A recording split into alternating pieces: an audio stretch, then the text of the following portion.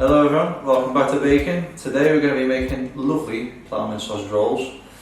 Let's get going. We're going to preheat our oven to 220, gas mark 7. There we go. Let's go. So welcome back to baking, it's me Jack. And it's me Paul. And this week, Paul's made fantastic Ploughman sausage rolls. These were amazing. I know I say it's good every week, right? But this was like, so good.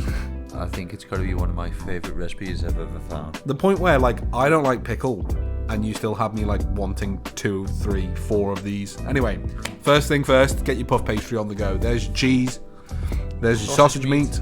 It's important, do use sausage meat, don't use sausages if you can avoid it, because sausages have already been worked.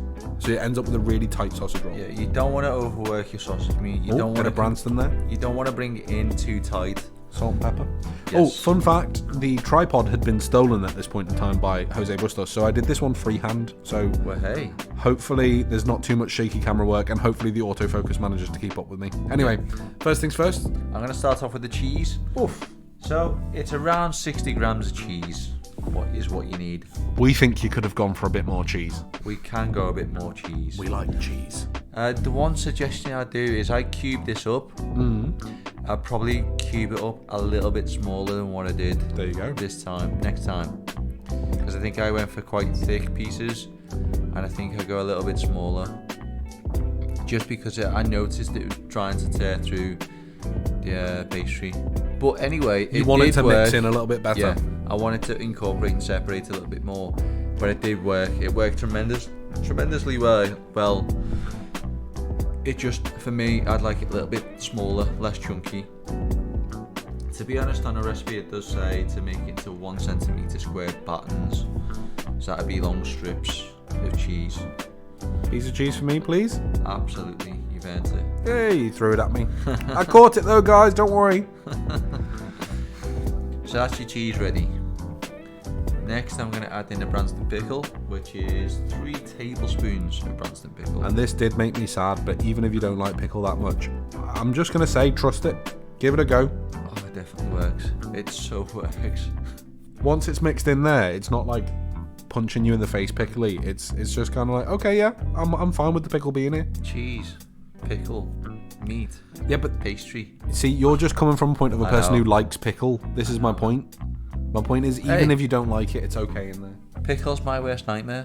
I've got acid reflux. Anyway, let's not get into that. Sausage meat. So how much sausage meat do we need? So for this, it is 600 grams of sausage meat.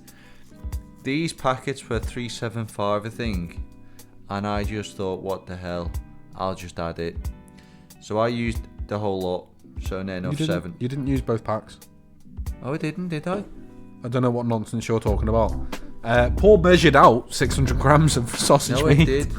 You're right. I know, because I got fed a little meatball later in the day. You're right. I'll bring that up later. So I did actually use 600 grams. Yeah, break it off. Try and get roughly 600 grams. Obviously, if you go a little bit over or a little bit under, that's not going to be the end of the world. Yeah. So there you go. Look, see? Some left in the pack. I did. I thought I mixed it all together, but I didn't. You could use that to make sausages. You could use that to make stuffing. You could use that to make meatballs. You could use it in a bolognese. I made some lovely little meatballs, didn't I? You did indeed. With the pickle. But there he is washing his hands. That's important because he's been handling a meat, yes, which is raw. Very important. Wash your hands after touching the meat. So yeah. Massive thing to do. You've got to wash your hands properly. Look at that sausage meat. The autofocus could not keep up with me there. There we go. It's caught up.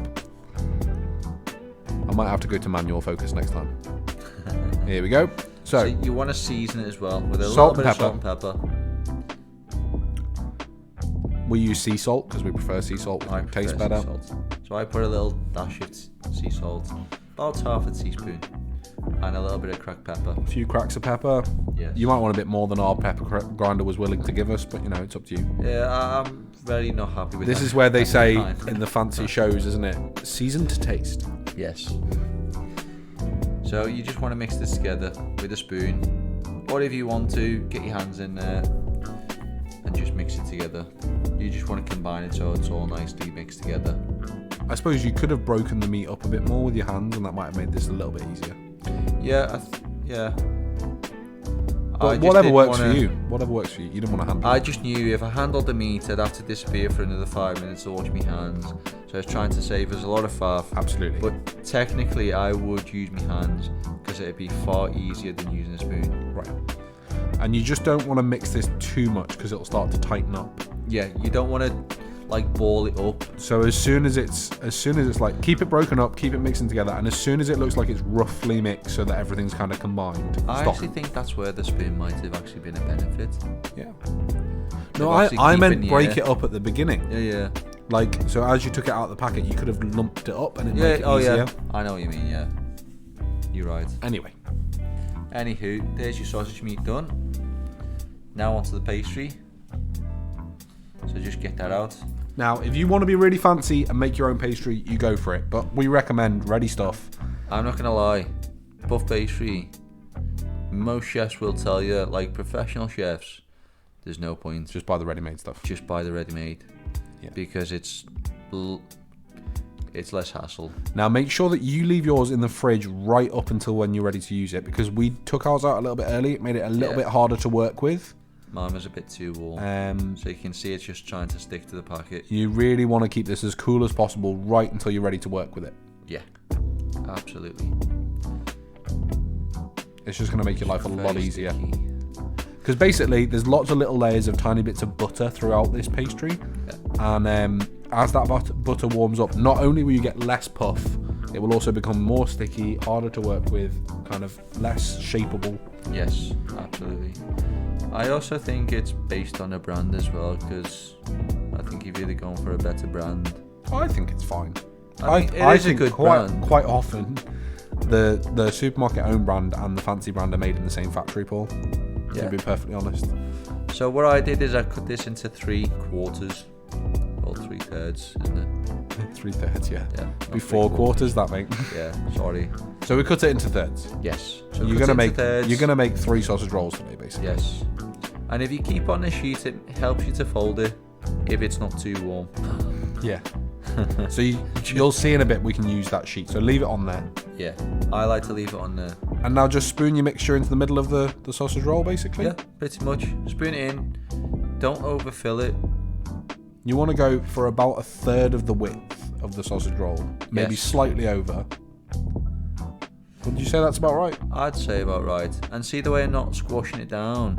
It stops it from getting too tight. Right, you're just letting it rest. I'm not really handling it with my hand and just pushing it down and making it. I'm not manipulating it. You don't need to force it into that sort of rounded shape. No. I mean, that's a big... That one looks a bit full. Don't look. I'm going to smooth it out later.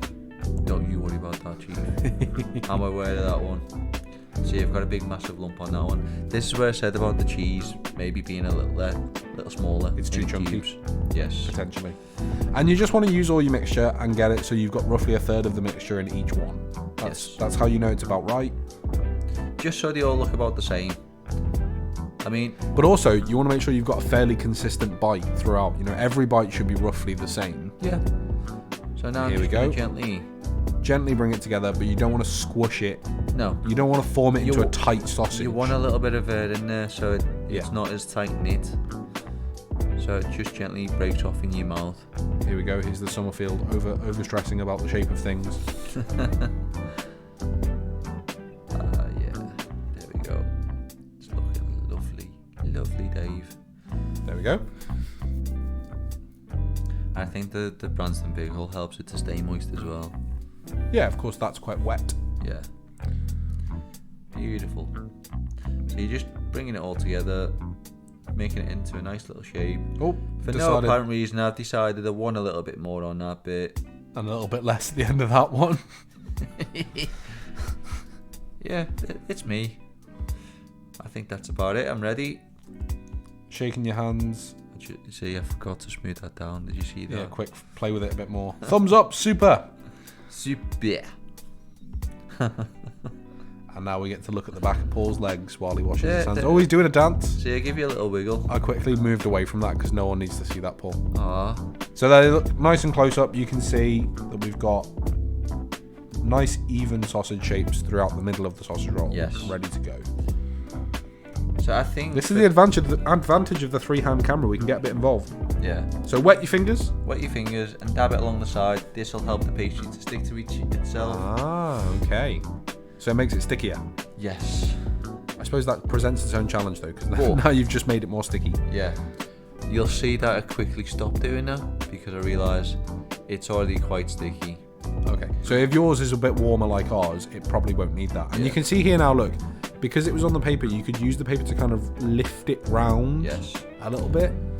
So, I think if you'd have put the meat along the edge, you'd be able to fold the pastry right over it, whereas my joint was right on the top. Okay, that's one way of doing it, I suppose.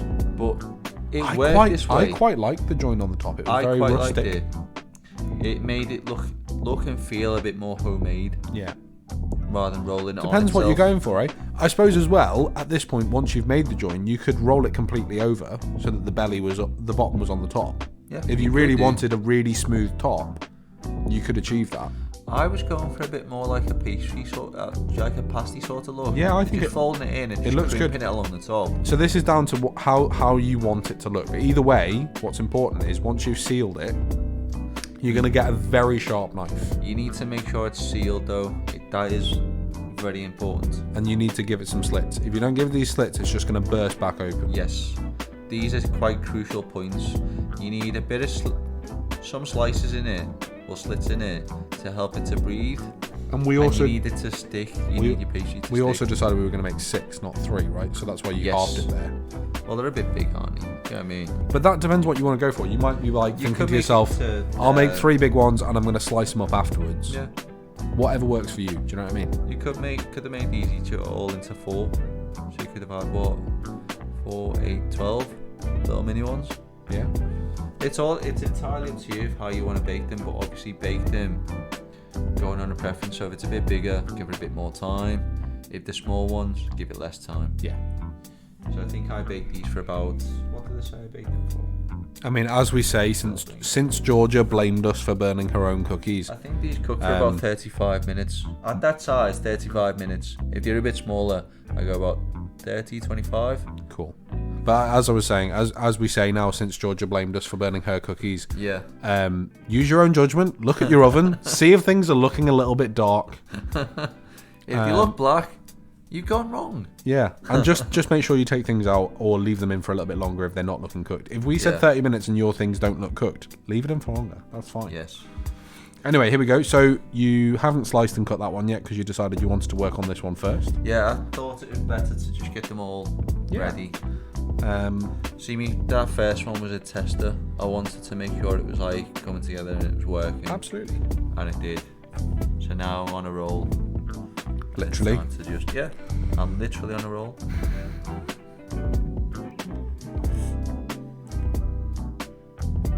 Just keep on rolling. Just rolling. pull that paper away. Gently manipulate the paper away. I think this one was quite sticky. The pastry Not will quite have warm. it will have some stretch in it, but you don't want to overstretch it because then you'll make thin spots and it'll burst there. Yes. And just crimp that together. Push it together with your fingers or twist it or whatever. See, I you want went to for do. like a nice little pattern on this one. I love this one. See the way I'm just crimping it into like a nice little shape. If you say so, mate. Yeah, I think you made a thin spot in the middle. I did, but it didn't burst. That's all right then. So here's the slits. Slit, slit, slit. There we go. And we're just slicing those sausage rolls now. We're recording. Chris Burke is now interrupting your recording for this regularly scheduled problem. So Paul's just slicing the sausage rolls. And sorry about that, guys. That's the second time he's managed to do that So nice little in slits. as many weeks. Cut it in half so they're all evenly.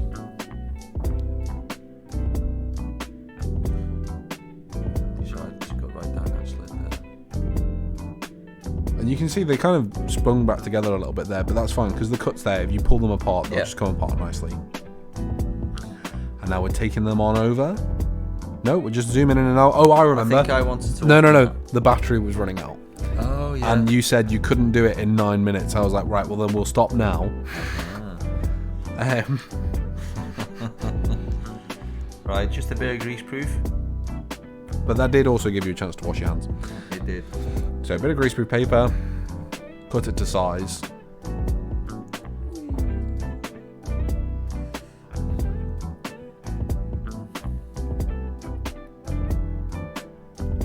There you go. Your greaseproof on.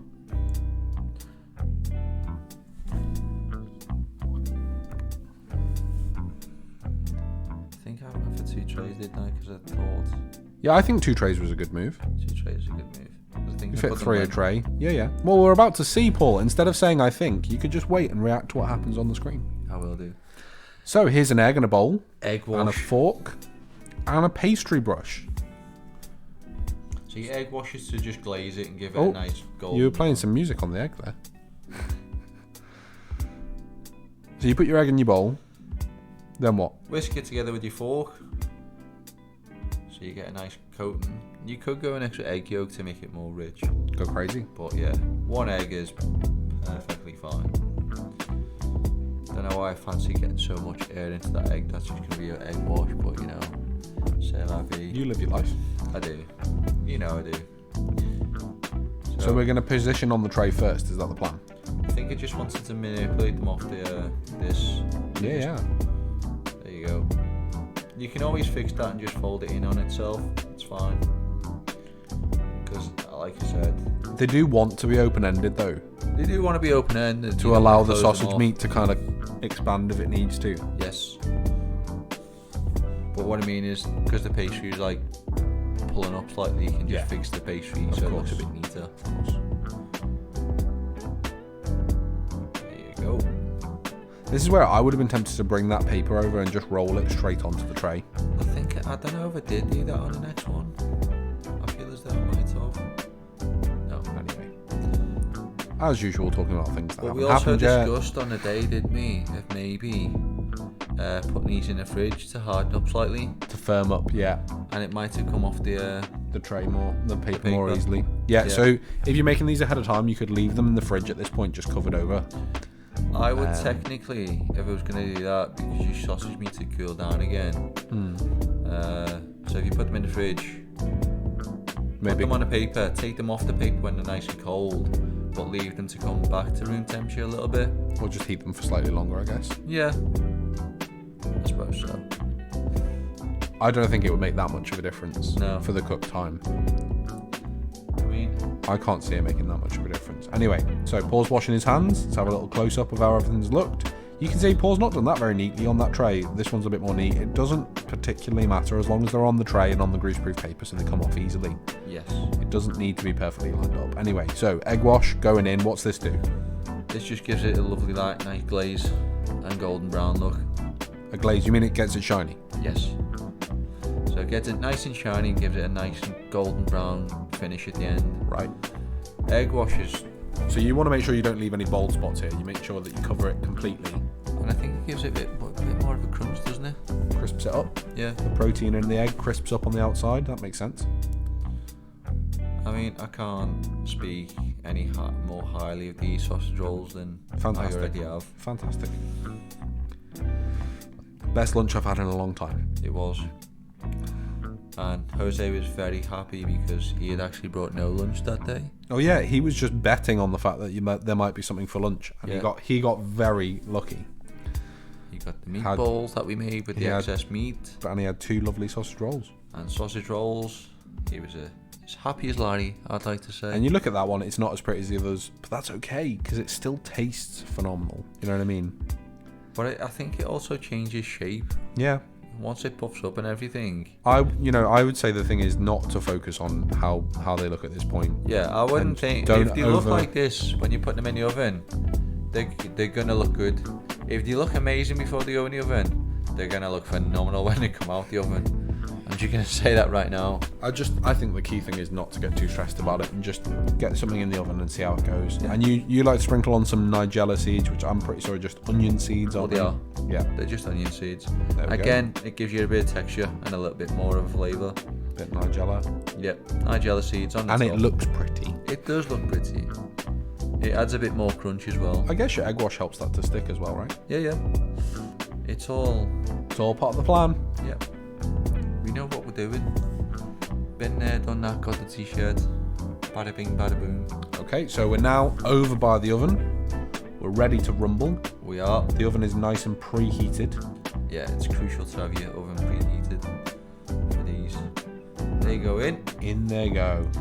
In goes a say of sausage rolls. Shall we give them a wave? Yeah, I think we do. I always give me stuff a wave. Bye. See you later. See you in half an hour. In we go, and look at these when they come out this oven after a bit of out of focus camera work. Golden brown. Oh my goodness. Yes. Absolutely. Phenomenal. Those little crispy bits that get on the tray. That's your favourite part, isn't it? It is. That was the cheese. That was the cheese melt. Oh. Look at that. So you're looking for a golden brown pastry and some juices to be running out of them, and you want to get them straight off. You do want to try and get these off the tray onto a you cooling don't want rack. the pastry to go soft. It'll go soggy on the bottom basically, Yes. and greasy if you don't get it on a tray. You wanna might get these off. want to put something below your cooling rack to catch any drips of grease. Yes, that would be a good idea. We were happy to clean our counter afterwards, so we didn't stress about it too much. Oh, But look at that lovely melted cheese on that's side the one you there. ate. It was. That was mine. That was Terry. Oh, You named your sausage roll Terry. yeah. And as you can see, they all look a little bit rustic, a little bit lovely, and none of the ones that looked any less pretty look any less pretty now. They all look friggin' great. Do you know what? More importantly than the looks is the taste. They taste amazing. I mean, these look homemade. And here you're about to get hit. They are homemade. You're about to That's get hit what I with mean. that glamour shot. Oh my goodness. This is making me hungry right now. I want to go back in time and eat another one of these. I do. I think the only thing get me through this is knowing that you got me a chocolate muffin for me dinner. Oh yeah, I picked up Paul a chocolate muffin to have with his lunch today. Anyway, so that's been baking with Paul. He made Ploughman sausage rolls, and next week he'll be making coffee and walnut cake. We will. A lovely loaf cake. Thank you, everyone. Please, as always, give it a go and let us know.